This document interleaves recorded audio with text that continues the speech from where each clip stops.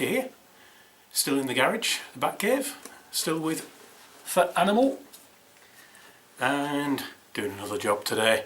And today's job, air filter. Now I've not had the tank off this bike before, so it's going to be quite interesting to see where it goes. It looks like a lot of the plastics get in the way, so it looks like more panels coming off. So, well, I suppose best crack on. This is the air filter I've gone with, not a Kawasaki original, mainly because Kawasaki originals are well over 40 quid, and this was less than half of that. So I'm hopeful it fits nicely. I've heard people say that some of the copies, rather than the OEM ones, have fitment problems, but I've used high flow filter quite a bit for oil filters and whatnot, and for the air filter on the Honda when I had the CB500X, and everything was fine with that, so I thought I'd give them a try, and if it doesn't work it can go back.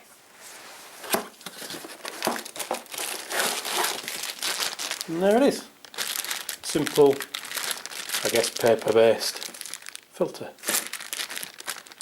You can also get these ones that you can clean. This isn't a cleanable one, this is a throw it in and use it until it's ruined and then throw it away, which I suppose is a bit wasteful, but the cleanable ones, again, much more expensive. So it's a, I'm a Yorkshireman, got to save a few pennies, haven't you?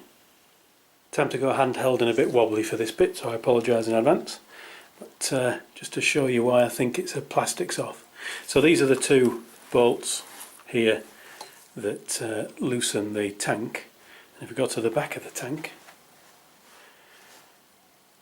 there is a pivot there. Now I assume that's going to be a pivot, but this piece of metal across the top with two bolts in is also attached to the tank, and is the mounting point for the side plastics here. Now that is just a pop clip, but I'm not sure it's going to come out far enough if I pop it off to be able to get the tank off, and I don't want to risk scratching it, so I think these may have to come off. Now these, it's one piece right back to the tail of the bike, which is a bit of a nuisance if all that has to come off, but needs must. And I'm not sure if this side panel is also going to have to come off. Again, I think it just pops on, plus there's a bolt here, and that's the reason that bolt goes through this panel as far as I can make out. So I'm going to start by having a quick weigh up of the situation and then see if I can pop off a few panels.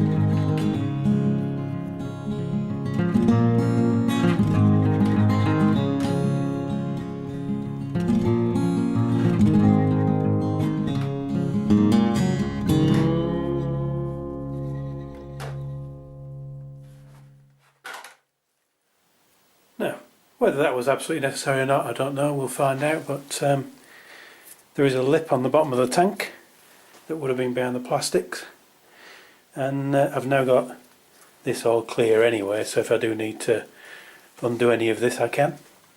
So let's try and lift the tank.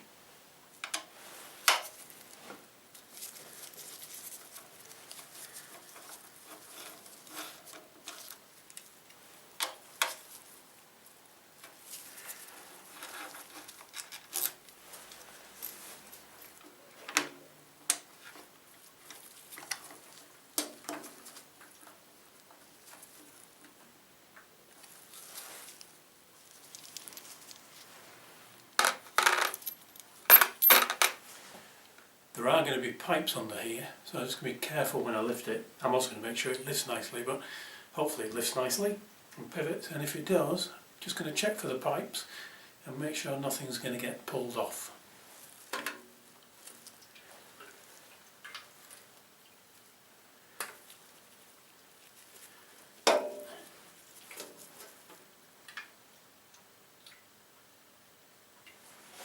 So the only pipe that's going to get snagged is the breather. So I've unclipped it from the tank and hopefully I've got a bit of flex in it so I don't have to take it off.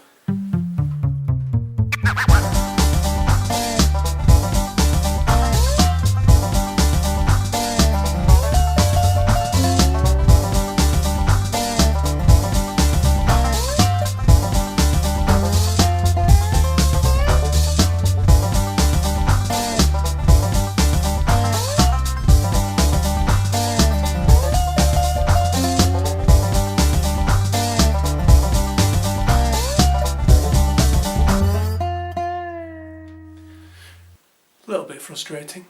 There's not enough room to get my rubber hammer in to hold the tank up and give me enough room to work on the airbox. So I think it's going to have to be fuel tank off. Safety first.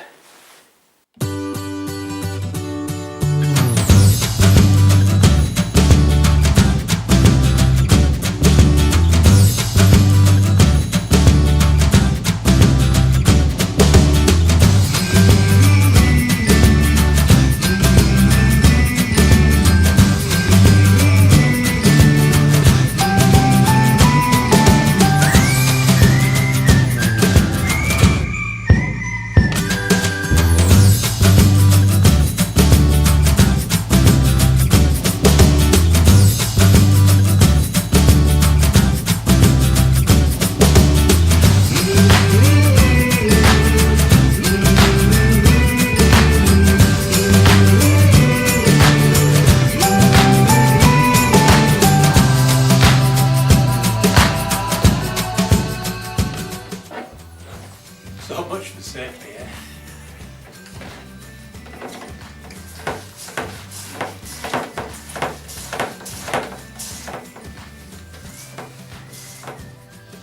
I think the pump's knackered too.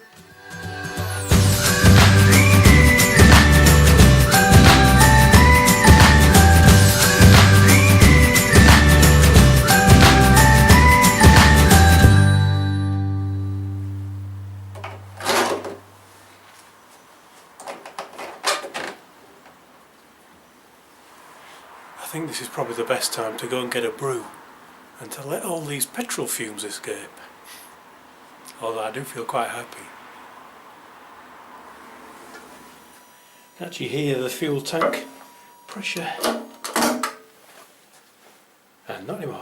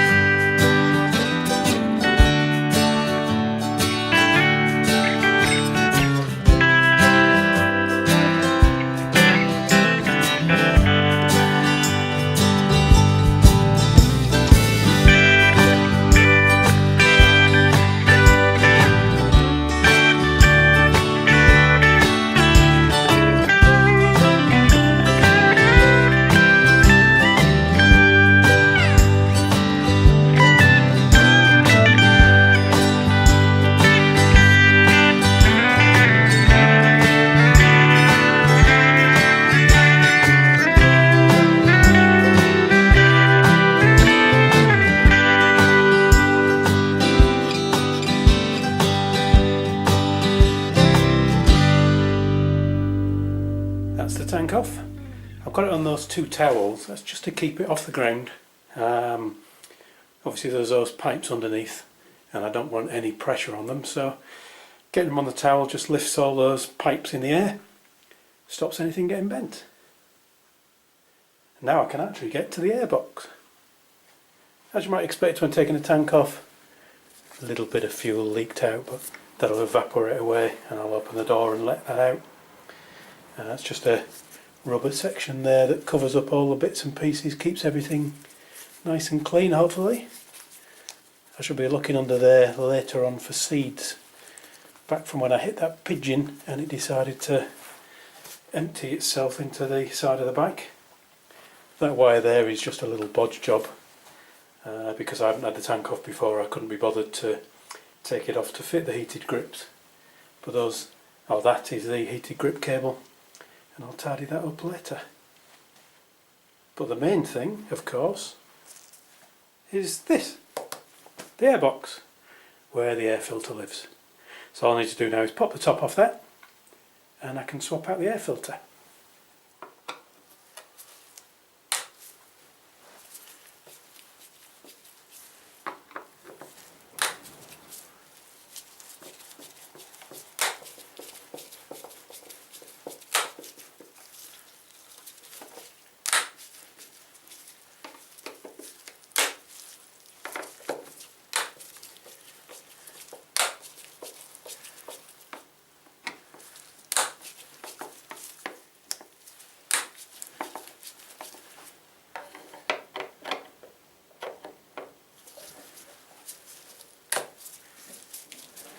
That's all the airbox screws out. Just got to take this clip off and then I can take the lid off the airbox.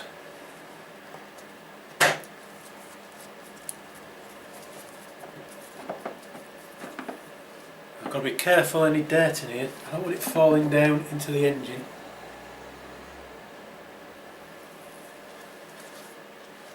Actually, very clean in there. That's the old air filter. This will just pop out, and again,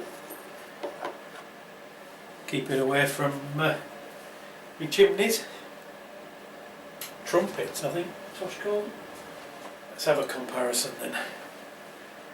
So that's the old air filter, and that's the new one. Now we'll clean this out later. I'm going to be taking the airbox off shortly to do the spark plugs, but just to show you how the job would be finished, new air filter just goes in there, making sure the hole in the middle lines up, because that's where that central screw will go to hold the thing together. And then basically airbox lid back on, tighten everything up. So I won't do it now because I'm going to take the airbox off and clean everything and get underneath it. But hopefully that kind of wraps that one up. Thanks for watching, ride safe, and I'll talk to you all again soon.